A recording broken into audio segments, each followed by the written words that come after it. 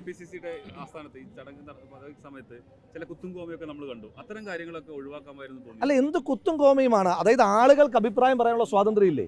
അതാരെങ്കിലും നിങ്ങൾ പറഞ്ഞ ആരെങ്കിലും അനയിക്കുമെന്ന് പറയുന്നുണ്ടോ? പാർട്ടിയിലെ ഏത് കാലത്തായാലും തിരുത്തലുകൾ വേണമെന്ന് പാർട്ടിക്കകത്ത് തന്നെ അഭിപ്രായമുണ്ട്. ആ അഭിപ്രായം ചിലർ പരസ്യമായി പറയും, ചിലർ രഹസ്യമായി പറയും. ഇനി ഞാൻ ചോദിക്കുന്നു, നിങ്ങൾ വിട്ടു നിന്നു എന്ന് പറഞ്ഞ് വാർത്ത കൊടുക്കുന്നത്, അതാണ് എൻ്റെ മെയിൻ ടോപ്പിക്ക്. വിട്ടു നിന്നു എന്ന് പറഞ്ഞ് വാർത്ത കൊടുക്കുന്നു. ആ വിട്ടു നിന്നു എന്ന് പറഞ്ഞ് വാർത്ത കൊടുക്കുമ്പോൾ ആ വരാതിരുന്ന ആരെങ്കിലും ഒരാൾ അങ്ങനൊരു സ്റ്റേറ്റ്മെൻറ്റ് നിങ്ങളോട് പങ്കുവച്ചിട്ടുണ്ടോ? അതെന്തിനാ പറയുന്നേ? അതെന്തിനാ ഇല്ല എന്ന് പറയുന്നത്? ഞാൻ ചോദിക്കുന്നത്, നിങ്ങളോടെന്തിനാ പറയുന്നേ സഹോദരൻ? നിങ്ങളോടെന്തിനാ പറയുന്നേ? ഇപ്പം ഞാൻ പങ്കെടുക്കുന്നില്ല എങ്കിൽ എനിക്ക് ഏതെങ്കിലും ഒരു മാധ്യമ സ്ഥാപനത്തിൻ്റെ പെർമിഷൻ വേണോ? എനിക്ക് എൻ്റെ പാർട്ടിയുടെ പെർമിഷൻ പോരെ? എല്ലാ കാര്യത്തിലും അവസാന തീരുമാനമെടുക്കാൻ എന്ത് റൈറ്റാണ് നിങ്ങൾക്കുള്ളത്? ഞങ്ങൾ നിങ്ങളുടെ സ്റ്റാഫല്ലല്ലോ. പറയട്ടെ, ഒറ്റ കാര്യം, ഞങ്ങൾ നിങ്ങളുടെ സ്റ്റാഫല്ലല്ലോ. ഞങ്ങൾ നിങ്ങൾ ഏതെങ്കിലും ഒരു മാധ്യമ സ്ഥാപനത്തിൻ്റെ സ്റ്റാഫല്ല.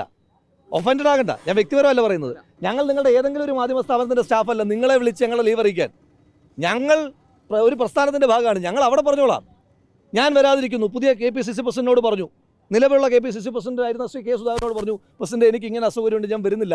ഓക്കെ, നീ അവിടെയാണ് നിൽക്കേണ്ടതെന്ന് പറഞ്ഞു. ശ്രീ സണ്ണി ജോസഫിനോട് പറഞ്ഞു, പ്രസിഡന്റ് എനിക്ക് ഇങ്ങനെ ഒരു ബുദ്ധിമുട്ടുണ്ട്, നീ അവിടെയാണ് ഉണ്ടാകേണ്ടതെന്ന് പറഞ്ഞു. ഞാനൊന്ന് പ്രതികരിക്കട്ടെ. അപ്പം നിങ്ങളോട് ഇപ്പം ഞങ്ങൾക്ക് ആർക്കെങ്കിലും ഒരു അസൗകര്യം ഉണ്ടെങ്കിൽ നിങ്ങളോട് വന്ന് പറയണമെന്ന് പറയാൻ ദയവേത് നിങ്ങൾ മനസ്സിലാക്കേണ്ടത്, നിങ്ങൾ ഒരു മാധ്യമ സ്ഥാപനത്തിലെ സ്റ്റാഫല്ല. അങ്ങനെ പറയാൻ വളരെ സ്നേഹത്തോടെയും വിനയത്തോടെയും പറയുന്നു. സൗകര്യം ഞങ്ങളോടല്ല, ഈ ജനങ്ങളോട് അങ്ങനെ പറയേണ്ടി വരുന്ന, അദ്ദേഹം പോലും പങ്കുവയ്ക്കുന്ന ആ പറയേണ്ടി വരുന്ന അവസ്ഥ നിങ്ങൾ ഓരോ ദിവസവും രാവിലെ വാർത്ത കൊടുത്തുകൊണ്ടിരിക്കുക. ഇപ്പോൾ ഇന്നിപ്പോൾ ഞാൻ കുറച്ച് മുന്നേ കണ്ടു, ഞാനിപ്പം പുതിയ ചിത്രം ടീം PCC ഒരു ചിത്രം പങ്കുവച്ചിട്ടുണ്ട്. അവരെല്ലാം കൂടെ വളരെ കാഷ്വലായി കേരള ഹൗസിൽ നിന്നിട്ട് ചിരിച്ച് വർത്താനം പറഞ്ഞൊരു ചിത്രം. അതിനകത്ത് 2 പേർ താഴെയാണ്. ഞാൻ പറഞ്ഞു, ദൈവം എന്തൊരു ചതിയാണ് നിങ്ങൾ ചെയ്തു പോയത്, 2 പേരെ താഴെയാക്കി പുതിയ PCC എന്ന് പറഞ്ഞ് വാർത്ത വരും. നിങ്ങളെന്താ പറയുന്നത്? ഞാൻ തമാശയായിട്ട് ചോദിച്ചു. ഞാൻ പറഞ്ഞ അങ്ങനെ ഒരു പുതിയ ടീം വരുമ്പോൾ അങ്ങനെ ചിരിച്ച് സന്തോഷം പങ്കുവയ്ക്കുന്ന, സ്നേഹം പങ്കുവയ്ക്കുന്ന ഒരു ചിത്രം നിങ്ങൾക്ക് CPM-ൻ്റെയോ BJP-യുടെ ലീഡർഷിപ്പിൽ നിന്ന് കാണിച്ചു തരാൻ പറ്റുമോ?